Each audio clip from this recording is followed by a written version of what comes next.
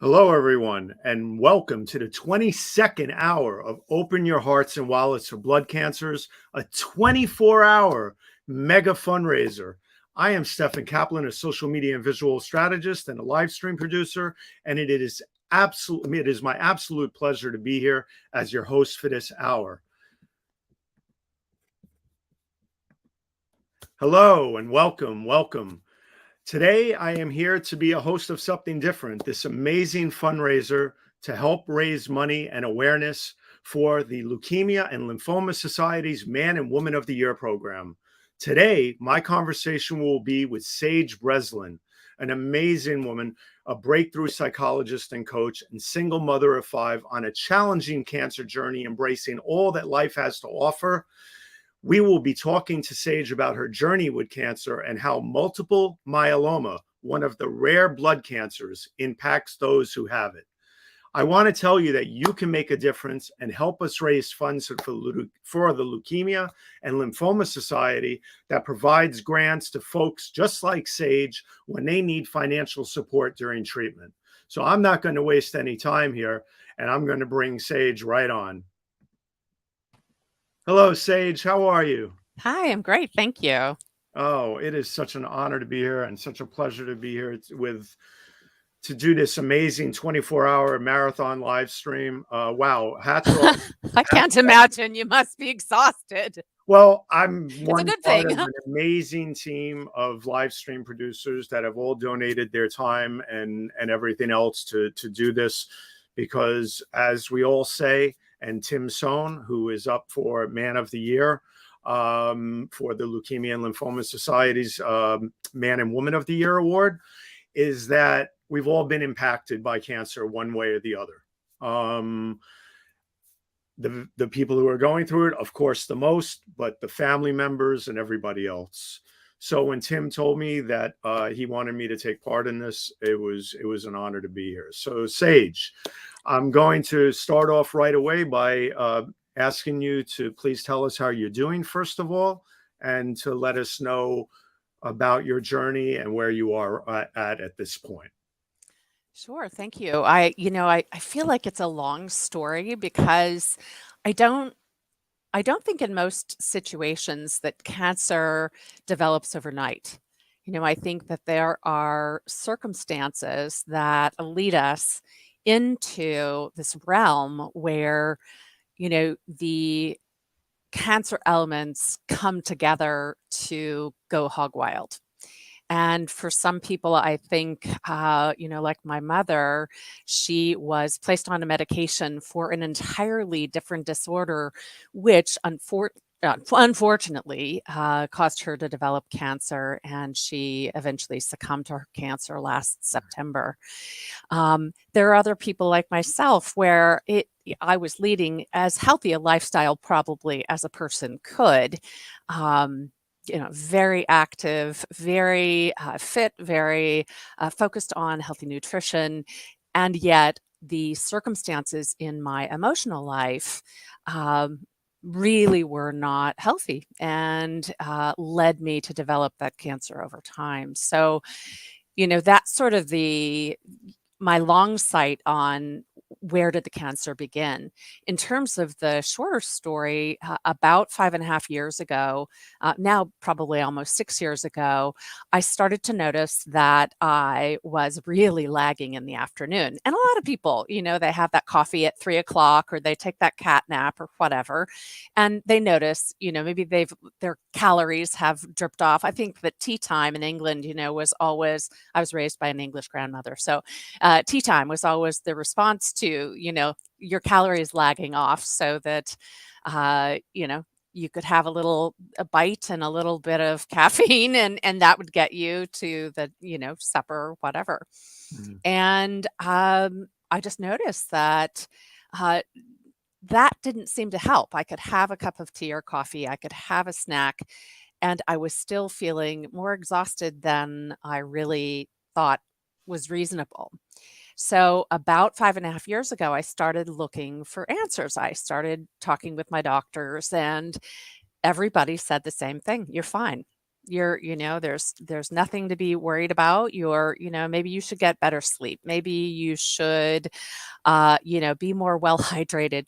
I couldn't have been more well hydrated, but, maybe you need to increase your calories. Maybe you need to work, all this kind of non-answers, All this honestly. information Uh, and all the answers coming at you. I'm sure it and was like a tsunami of stuff. And everyone really said the same thing, "You're fine." Right. So, in June, at the end of June in 2017, I had a life-altering cardiac event. I had had a terrible headache for about 5 days, and I was not somebody who had migraines. I have a kid with migraines, but I was not a migraine sufferer. And I talked to my brother, who's a physician, I think maybe the 4th day, and he said, "Sage, women of your age," I hate that phrase, by the way, "women of your age are, often, um, develop this, syndrome, and you could stroke out. I'm afraid that what you have is, a lethal high blood pressure, and you need to go to the hospital." And I said, "Well, that's ridiculous. My heart's not racing.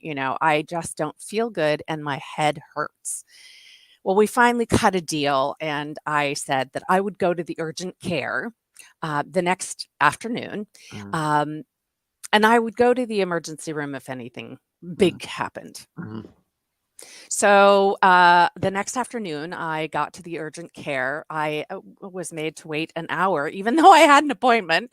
mhm. And by the time they took me into a room, they did that thing they do, right? They take your stats, they take your blood pressure and your temperature and all that good stuff. Right, And I was at 210 over 105.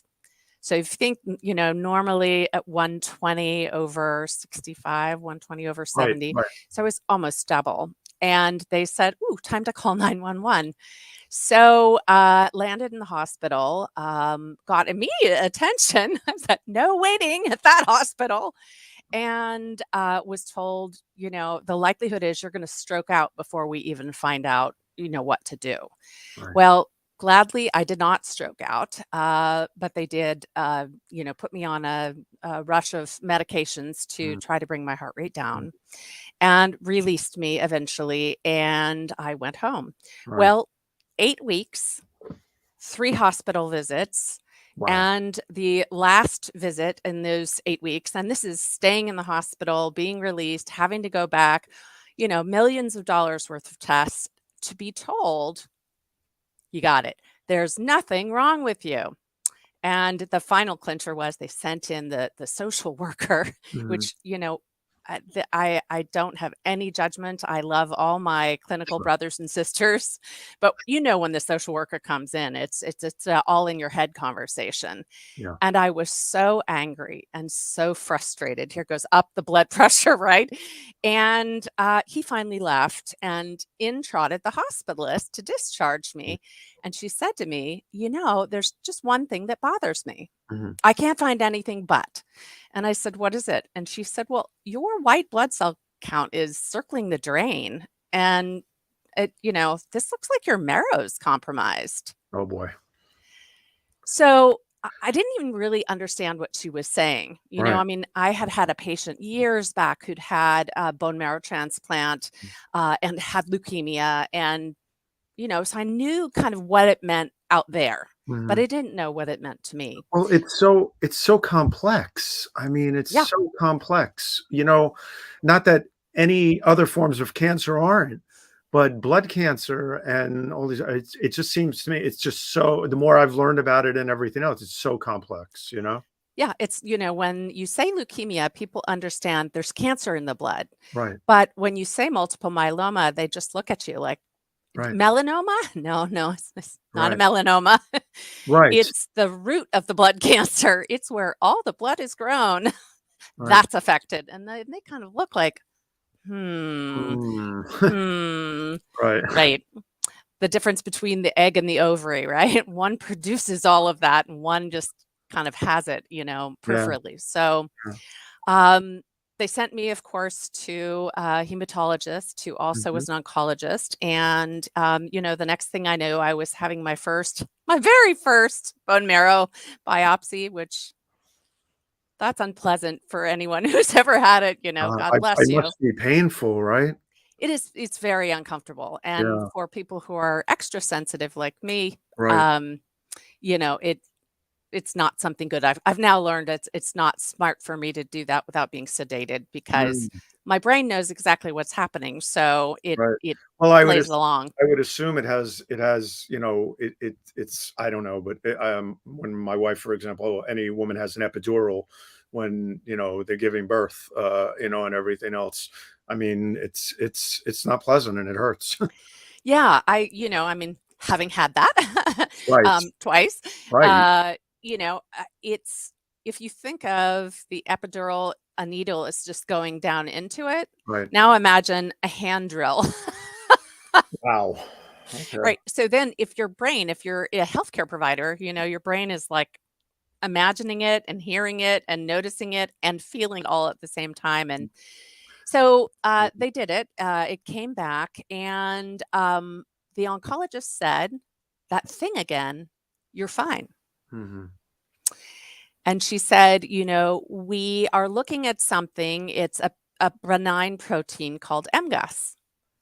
And I could and would try to tell you what that stands for, but it would make my head hurt. So let's just say, and Yeah. I said, and that is what my brother said as well. Oh, I'm sure this is what it is. Mm, So I asked her, why is it that I have all of the signs of late stage multiple myeloma? mhm, And she said, I don't know. Maybe you're depressed. mm, I don't know what to tell you. And I said, well, what should I do? Because at this point, I couldn't even drive myself home from work. I'd get so tired that I'd, sleep for a half hour or I'd call a friend. right. And it was just, it just Well, became really not sustainable. yeah, well, that must be tremendously, I mean, wow. I mean, you have your normal things that everybody does in life, driving, whatever it is. Right. Your energy Right. starts Making dinner, you're taking making care dinner of children, and the trying to do speed homework, and then and the paying your older speed. kids to, Right, right, and I have a friend, a very dear friend of mine who I visited when he was diagnosed with stage 3 pancreatic cancer, Mm, and I stayed with him for a week, and I saw the effects yeah. of the medication. I saw the fatigue that he was suffering from and everything else. I literally went from here to to across the, way in the Midwest, and I wanted to be there with him, Mhm. and I was with him, and I really saw a lot, Yeah. and that's when I started to learn more and more and more about how this affects everybody. But so let me ask you a question, Sage, Mhm. because I think this is an important question. There's a lot of people out there that say, I went to a doctor recently and they said, oh, worst thing you could do, start Googling everything and start checking everything out. When I learned I had a hiatal hernia, for example.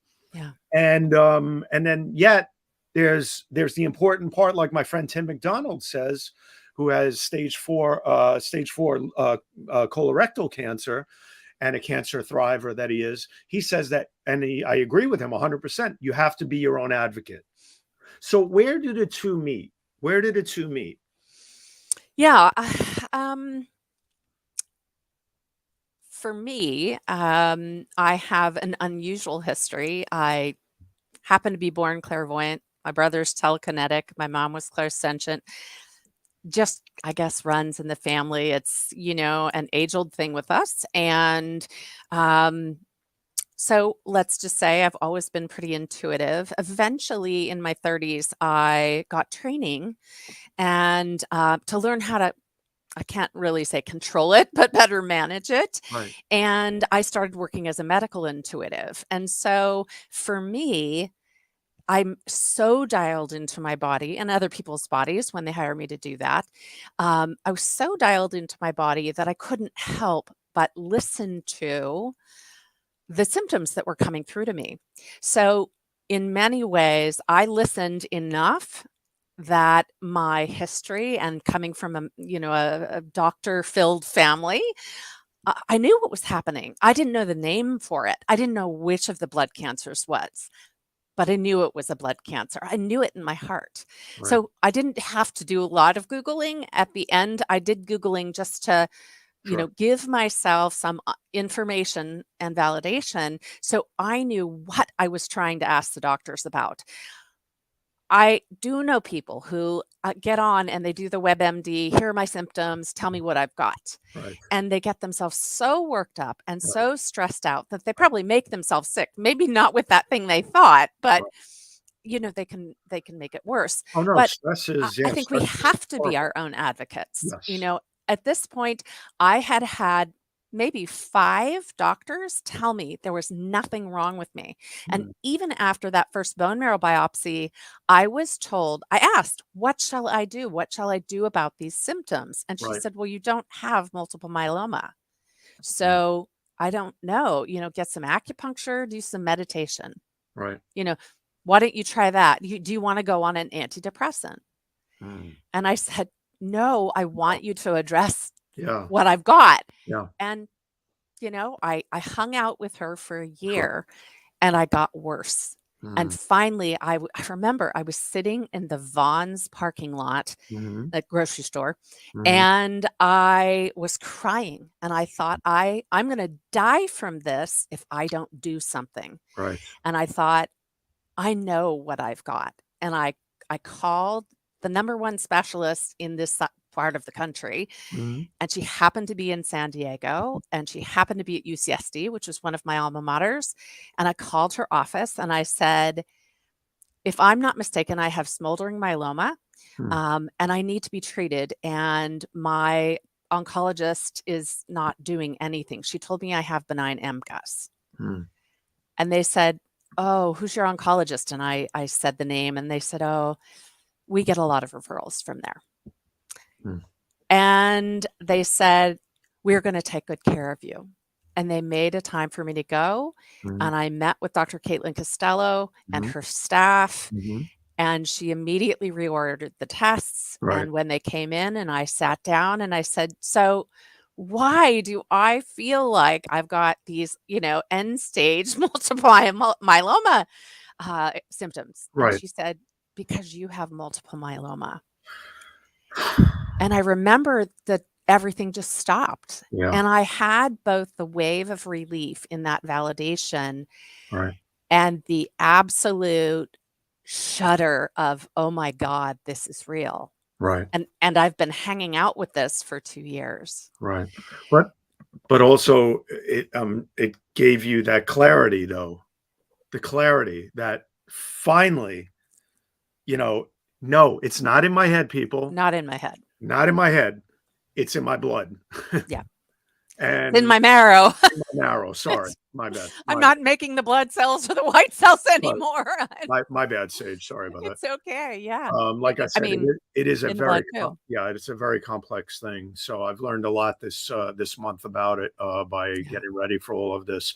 So one of the things I want to take a moment here is just to Sure. inform people and let people know, please, folks, we are here today to learn from Sage, to listen to her story, to get to know her, because she's an incredible human being and an incredible mom and spirit. But I want to urge you, please donate. You can do so by going to the links I've been showing in the tickers, or send a check in to our man, Tim Sohn. And we appreciate all your donations. We're here to help raise funds for the Leukemia and Lymphoma Society that provides grants to folks just like Sage when they need financial support during treatment. But there's so much more too, as I've learned from Steve Sullivan, who was on the other night with Carol Olker, about the fact that they need blood. They need money for families who need food while they're going to the hospitals to support their loved ones. So many things that the Leukemia and Lymphoma Society can do.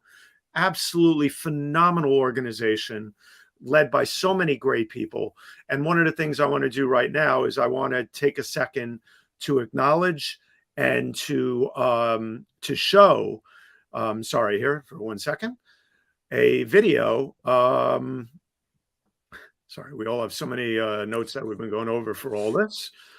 From the leader of the Pennsylvania chapter, I believe.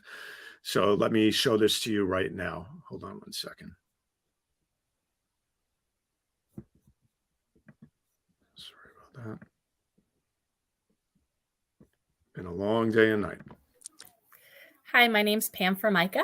I am the Campaign Development Director for the Leukemia and Lymphoma Society, and I'm so happy to be able to share a little bit with you today about LLS. So we are the Leukemia and Lymphoma Society, and our main mission is to find a cure for blood cancers. That would be leukemia, lymphoma, Hodgkin's, and myeloma.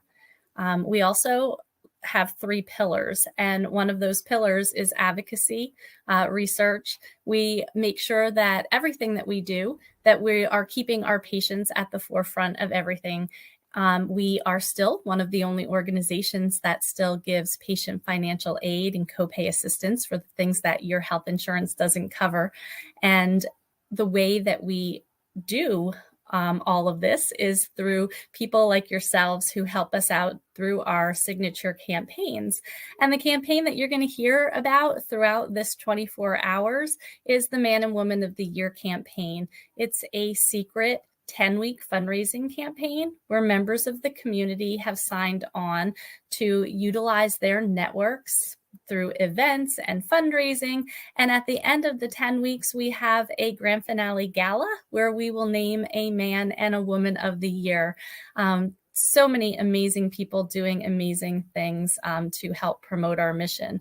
One of our largest initiatives coming up is our children's initiative, where we've committed over $160 million over the next 5 years to help close the percentage for our pediatric cancer. So as you can imagine, the world of pediatrics does not get a lot of funding.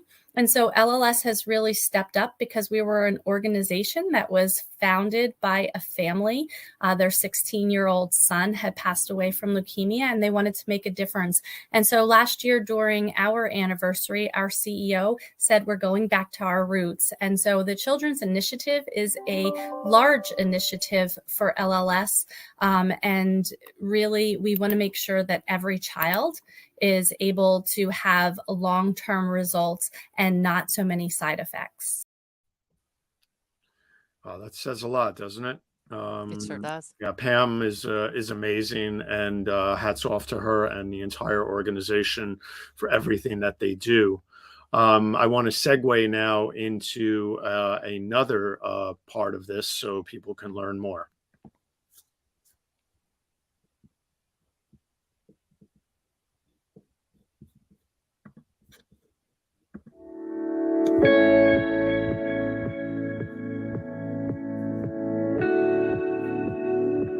What we're trying to do here with LLS Pedal is to do something that's never been done before, and that's to match the child to a trial almost in real time.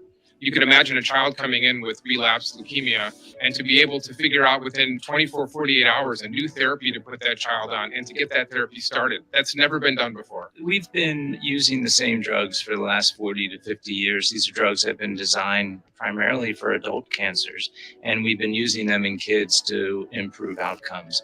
And we've probably gotten as much mileage out of them as we can. For many of these types of leukemias that we're treating, we've pushed the limit of toxicity as far as we can. If we're going to make new progress, we need new therapies. With this initiative, if we are successful, we can bring in massive number of pediatric leukemia patients to answer questions in a few short years rather than decades. And the fact that we have failed to do that really requires for us to change the way we're thinking and change the paradigm. Pediatric leukemia is actually different from adult leukemia. So the changes that we see in the leukemia cells at the level of the genes are actually quite different from those seen in adult leukemias. So it's really important to actually focus research specifically on childhood leukemias, both acute myeloid leukemia as well as acute lymphoblastic leukemia.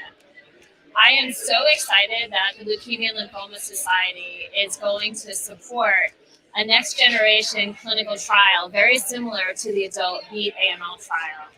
This trial is actually going to enable a master trial for children with AML and other high-risk leukemias. So as part of this study, really for the very first time, we're going to be able to sequence the gene changes in the child's leukemia and then match those gene changes to drugs in a series of clinical studies.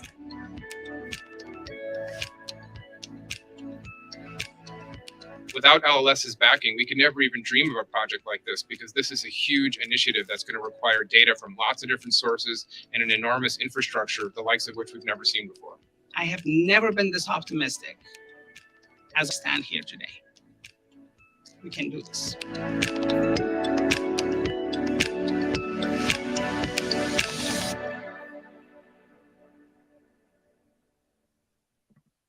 Wow. That is really inspirational, really incredibly powerful. I don't know how many times I can use the word powerful, but you run out of words after a while, honestly. Absolutely. But it's when when adults deal with it, of course, it's as hard as it gets too. But kids, man, it just takes your heart away when you see a child so early on in life having to start out life this way and deal with it. So it's so incredible what they're doing, all this research. And when you think about the gazillions of dollars out there, I really, really want to do space exploration and all these other things. Don't get me started on this stuff, by the way. But the amount of money that can be funneled into things to cure cancer and everything else, I just wish that there were more priorities in this world when it comes to the richest of the rich and what they could do with their money, Absolutely. But you have how many children, Sage? I have 5. 5. I just want to make sure I read that correctly when I was going through. I want to say 5. Whoa, I only have 2. But how has this been, with your family and everything? And also, you're a pet owner. I know you have a lot of pets. I do. You want to show some of the pets? There we go. That's my Willow dog. We gotta make people, realize that you're amazing. You go out on hikes with your dog. Who is this? This is Willow. She's a Great Willow. Pyrenees. Yeah. Oh my She God. almost outweighs me. Wow. I love Great Pyrenees. They're amazing. They're amazing. And I know you love to go out in the mountains where you live, right? Mm-hmm. And everything. And tell us about That's Orion. He's a strawberry tabby, and he is when I became a Reiki master, you have to practice, right? So I was practicing on the cats, and we say we do an induction with the cats, and so he likes to do Reiki on me, and he would just stretch himself out. That's his favorite pose. Oh, so cute. So what a beautiful cat. How many times in life, I got to ask you this just to bring some levity to more of this, is that how many times do people say, oh, it's Morris? Yeah, a lot.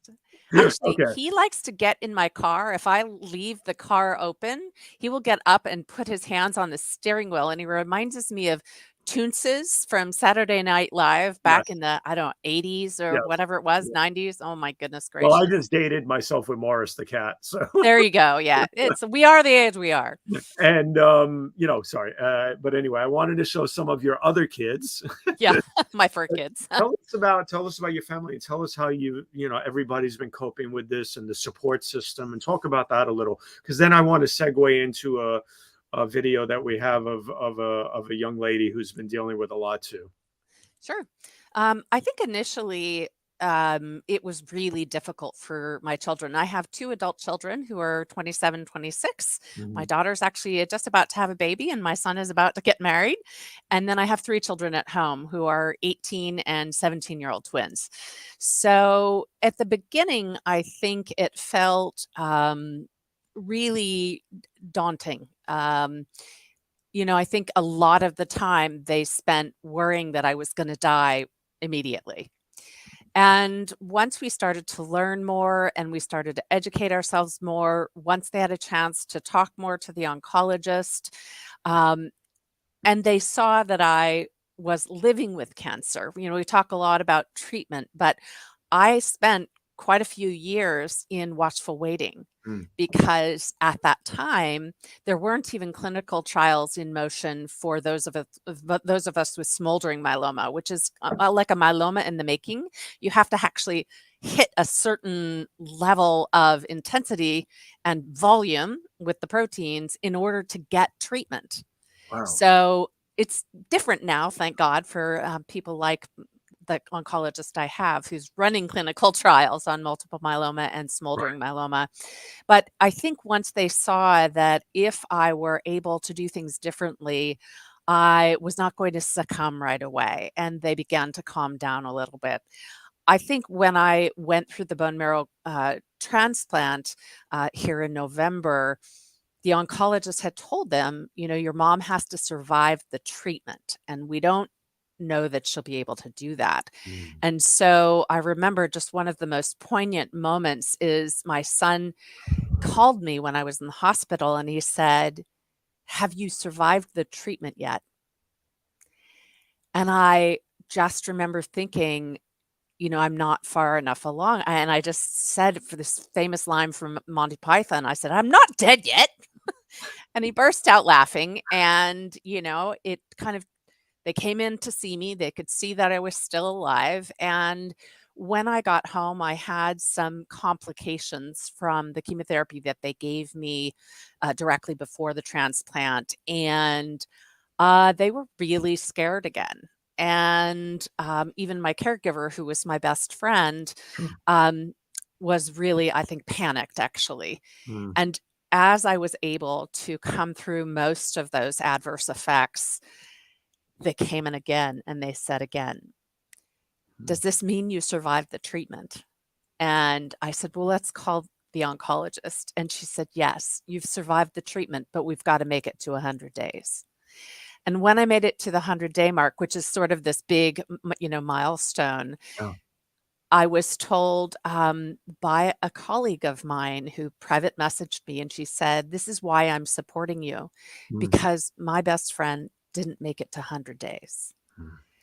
And I remember just thinking, I don't know. I had not that 100 days. I just thought that was like a treatment protocol. Yeah. But they really meant it. They really meant you're not out of the woods yet. So now that I'm past 100 days, the kids feel confident that at least I've got time.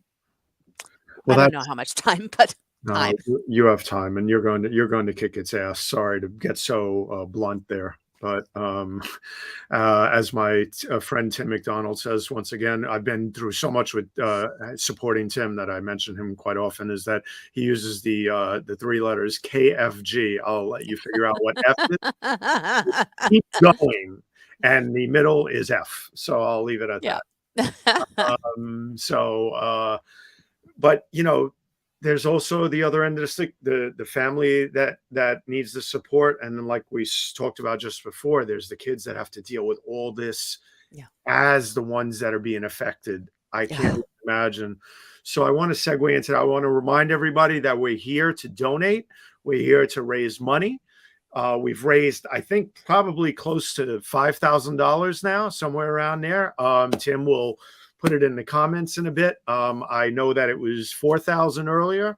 Hopefully it's 5,000. We're aiming for 50,000 by the end of the day.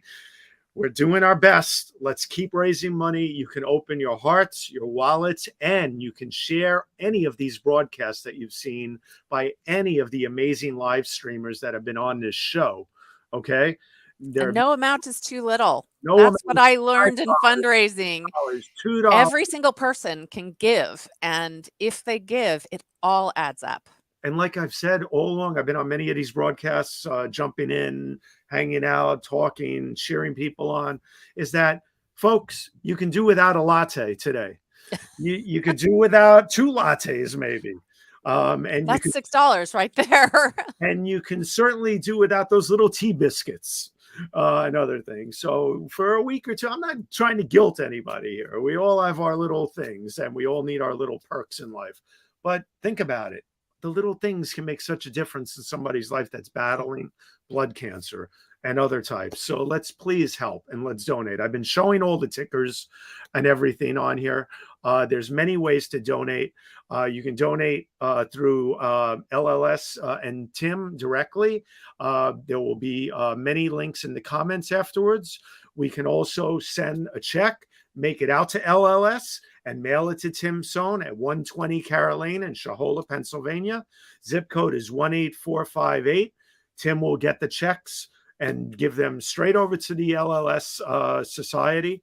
And there's many, many ways. But thinking of the children, let's listen to Brooklyn's story. This child right here, this young lady, has captured my heart during this entire thing, as many people have, but she really has captured my heart. Number one, I'm a New Yorker and her name is Brooklyn. And number two, she's a sweetheart. So let's listen to her. Maybe, okay, so you're recording. Yes. Okay, maybe say, hi, my name is Brooklyn. My name is Brooklyn. This is my identical twin sister, Alyssa. And this is my pet bearded dragon, Smaug. I love my dragon a whole lot. I would describe myself as very passionate. I love to write. I like to play the violin.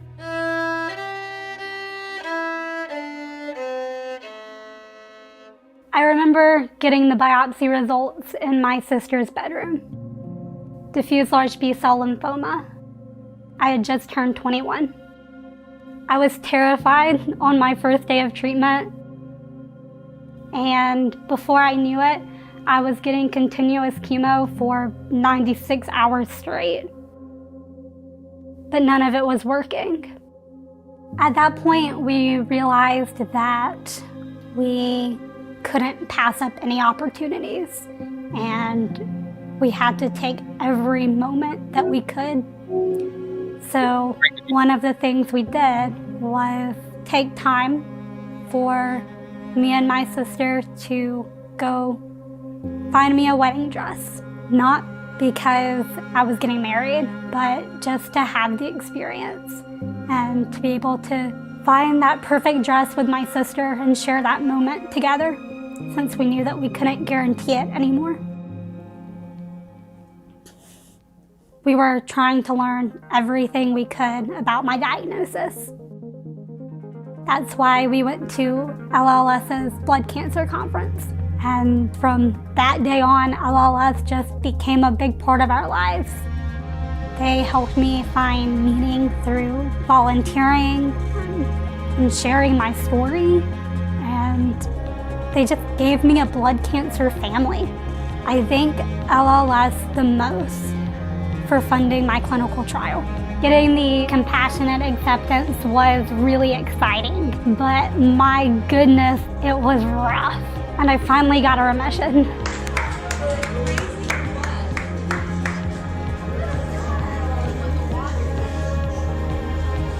I relapsed less than 3 months later. We were sitting on a concrete bench outside the hospital thinking, why did we ever do this? A lot of feelings of defeat.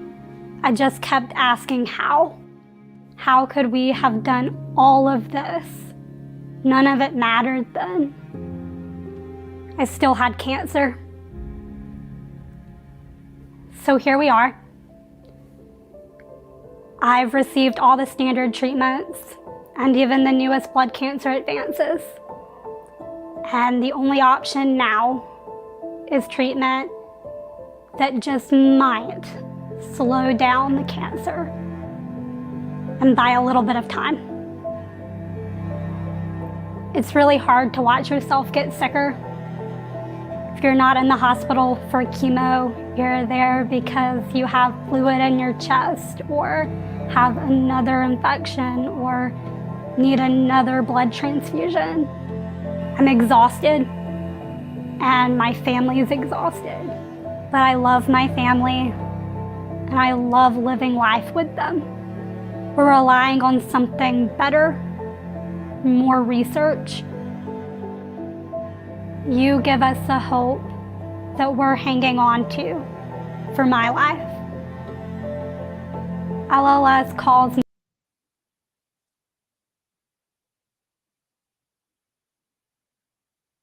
Looks like we may have lost the feed,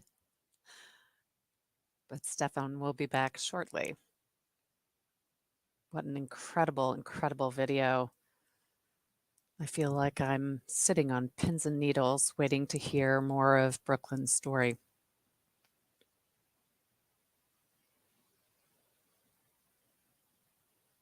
I tell you, if I were hosting this show, I probably would have taken a break just to mop up tears.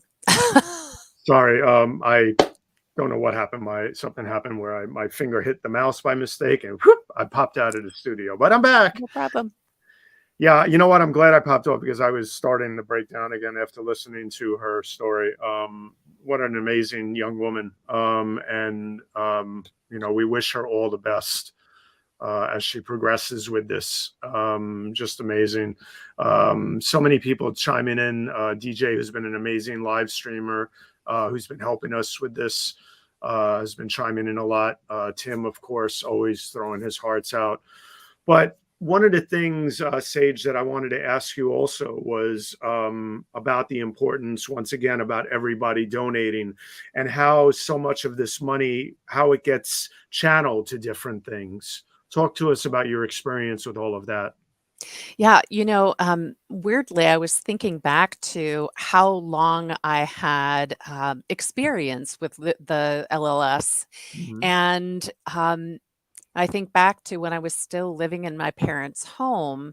One of my parents' best friends lost their 3-year-old daughter to one of the rare blood cancers. And I remember even at that time thinking, how is this even possible? Yeah. And wanting to do something and hearing about LLS and what they were doing and funding research. Right. And then nearly 20 years ago, one of my patients developed leukemia. And I remember going to one of the LLS walks and fundraising and getting all of my colleagues to donate so that I could help fundraise for research. And she is doing extremely well, still very active. I still see her feed and follow her on Facebook. Mhm. But for me, one of the things I didn't know about, I was trying to do my best to increase my income, put reserves aside, and discovering that, feeling as bad as I was, Right. I couldn't generate enough income. And I started to really panic as it got closer and closer to my bone marrow transplant. And my children actually did a GoFundMe campaign and raised almost $30,000 Wow. from our neighbors and colleagues and friends and family members. And I mean, it just blew me away. And they, put their own videos on.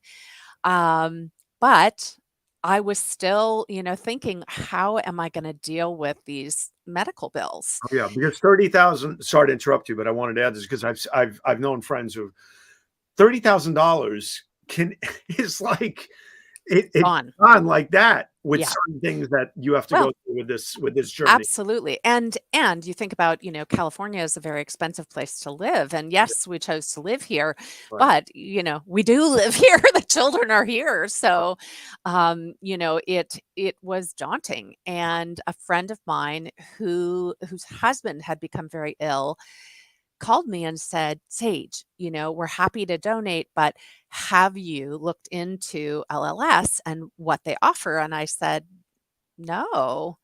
I don't have leukemia, I have multiple myeloma. And she said, they cover that. Look and see what they've got. Right. And I made an application. I was able to receive a copay assistance grant, and it made all the difference in the world. And, I now am such an advocate for what we need to do in order to not only fund research, fund clinical trials, as Brooklyn was talking about, fund things like the copay assistance program.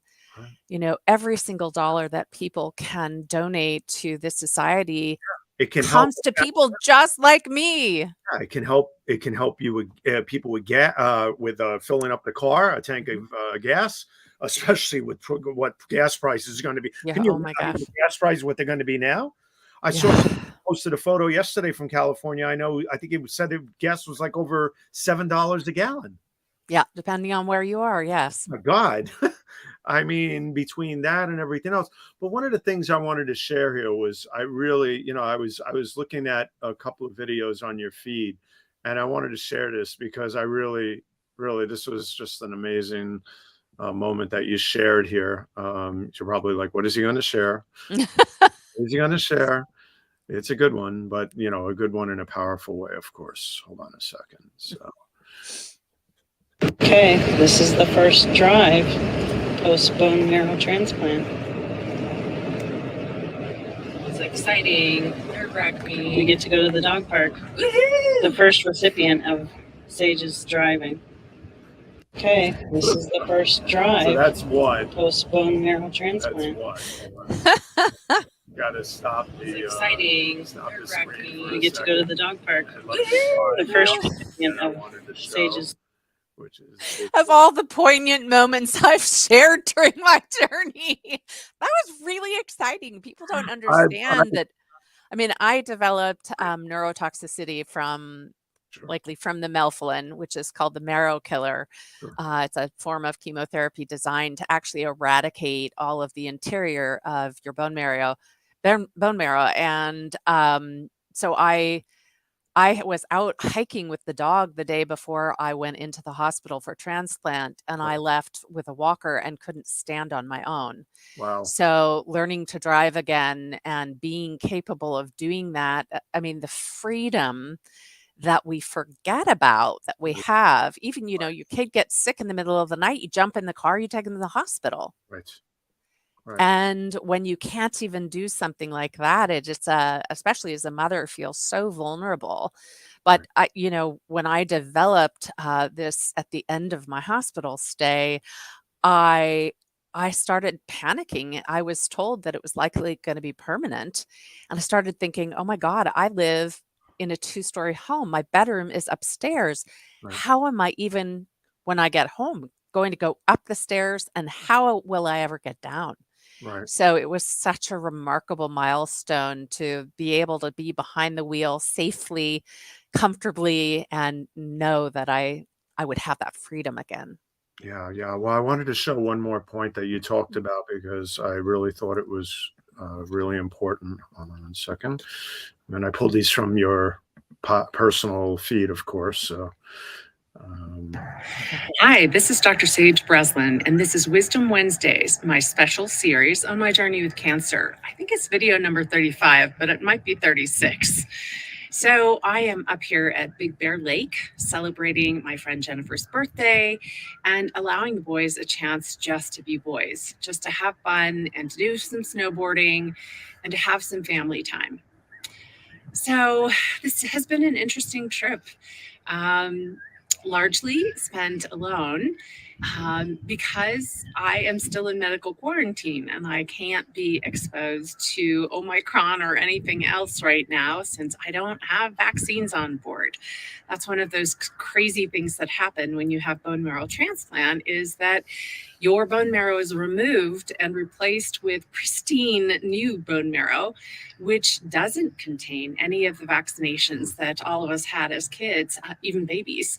So right now, I'm trying to be as cautious as I can and really just enjoy the little things. A little reading, little writing, little binge watching of some new shows on HBO that I don't have at home. So it's just been interesting, and I think just what the doctor ordered. Tomorrow is going to be. I wanted to show that because when we talked, you talked a lot about. You educated me about.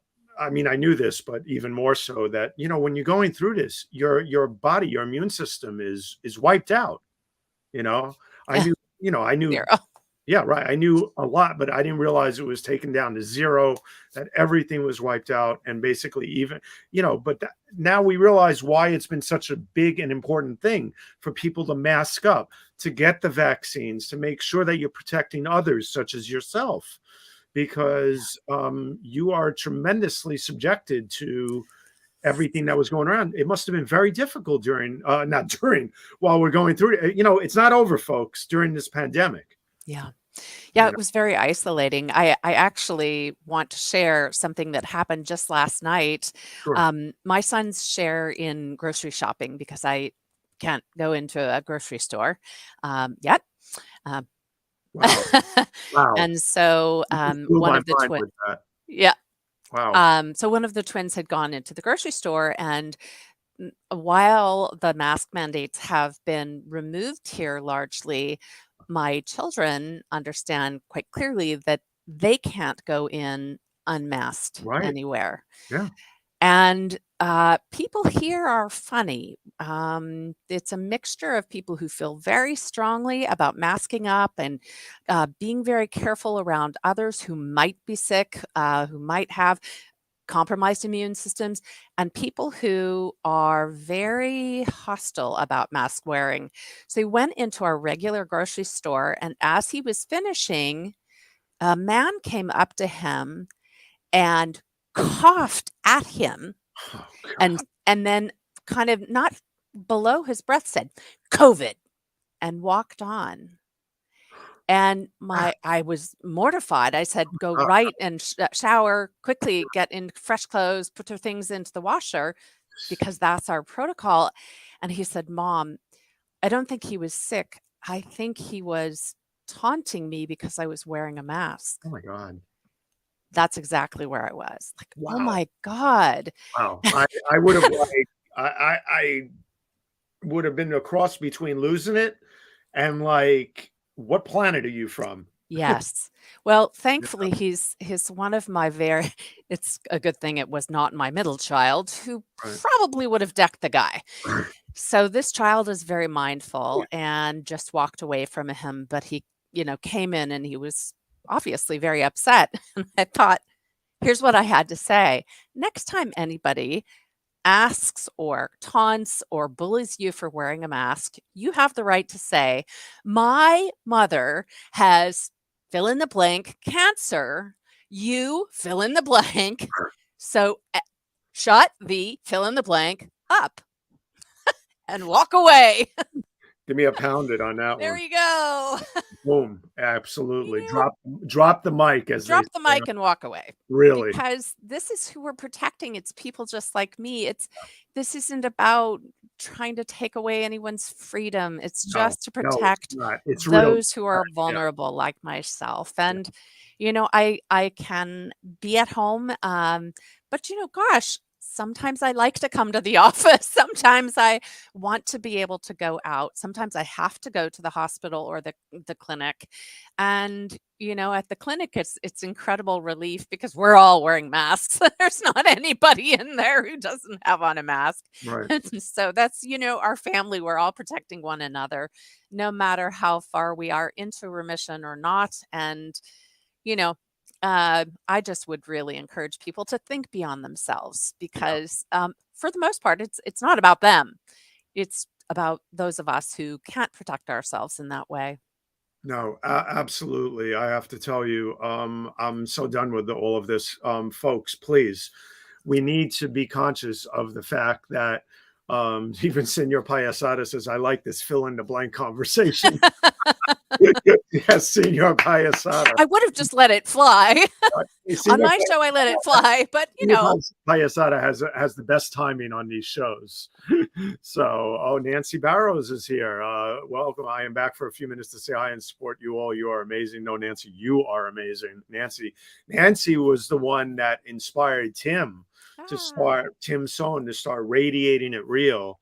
And finally, it allowed him to open up and tell his story about cancer. And now he's cancer free. And that's why we're celebrating Tim. Hopefully he'll become a man of the year and also raising money. Once again, folks, please donate. $1, $2, $5. There's going to be prizes. I'm offering up 5 of my photos from my nature photography to anybody who donates 1 photo for 5 people, 1 per person. 5 is what I offered up, and you can go to my Instagram page at Spin It Social, pick up the page, look at the photos, and then contact Tim Sohn. Well, he's going to draw 5 people, sorry, and then you will be contacted. Sorry, I got it reversed there. I'm going to have people knocking on my door. I'll tell you, I will happily donate my inspirational book. Look at that. We've got an extra donation, folks, here. Okay. For anybody who donates $100 or more, all You you hear have that? to do Okay. is tag me or send Tim a note or send me a note on LinkedIn. Okay. Just let me know you've done it, and I will happily, you send me your address and I'll So I've send got you one 3 in the mail. minutes here. I've got 3 minutes here. So let me do this. Let me go to the banner right here. Let me create a banner real quick. Tell me where they can contact you. You can Sage at sagewisdominstitute.com. Contact Sage at Sage Institute. Wisdom Institute. Oh, sorry. Sage Wisdom. Oops. Wisdom. Hold on. This is where it would help where I put my glasses on. Sage Wisdom Institute. .com, right? Mm-hmm. For her book. Sorry, contact Sage. And you will donate, and she is donating $100. If you donate at least $100, I will happily send you a hardcover book. That's right. And if you, one person, oh no, I'm sorry. And if you donate donate $100, Sage, not 1,000. Well, we'd like to take 1,000. 100 or more. More. Sage will send you one of her books. Send you one of her books. Okay. And what is the title? This is Daily Pearls. It's 365 days of sage wisdom. Daily Pearls. 365 days of sage wisdom. Okay. We're going to put it right here on the screen, so it's on this broadcast. Please contact Sage there, and if you donate $100 or more, Sage will send you one of her books. Also, Tim Sohn will take care of this. The book is Daily Pearls, 365 Days of Sage Wisdom. Sage, I wish you nothing but the best. I wish you and your family nothing but the best. And you will be fine, and we're with you all the way. So, folks, please donate to the Leukemia and Lymphoma Society. We're going to go out on a video, and we're going to show a closing comment. Mark Lee says hello to everybody and the beautiful people. All right, folks, we're going to go out on this. It's been a pleasure being here with everybody. And Sage, thank you again. Thank you. Thank you. We're going to go out on this. Next up, by the way, I should do this real quick before I run out of time. I've never done one of these marathon telethons before. Here we go. Next up, join us from 4 to 6 p.m. for a 2-hour party as we celebrate Tim Sohn being cancer-free and wrap up the Open Your Hearts and Wallets for Blood Cancers Marathon 24-hour fundraiser. Find Tim Sohn, S-O-H-N, candidate for Man of the Year on his LinkedIn page, on Facebook, on anywhere. And we're going to wrap this up with a 2-hour party, and we're going to go out with this video right now. Bye, Sage. I'll see you soon. Take care. Bye.